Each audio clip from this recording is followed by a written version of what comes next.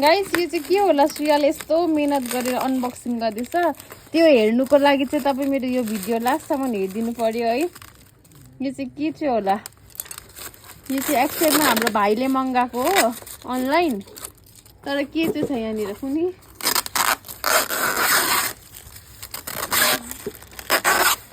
अहिलेदेखि बटारेको होइन हौ आम्मामा कति पुगिसक्यो यो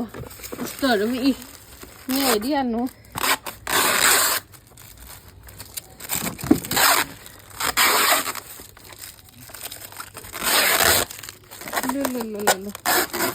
अझै त डल्लै त रहेछ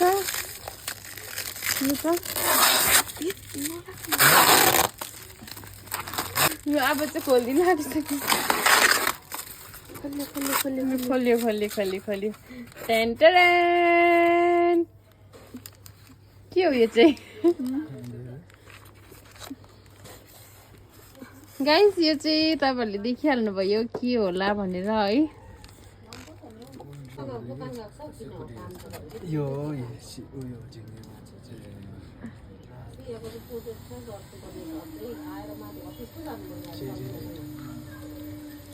फाइनल रिजल्ट चाहिँ तपाईँहरूले देखिहाल्नु भयो यहाँ 4 वटा पाउच छ है पाउचको भित्र चाहिँ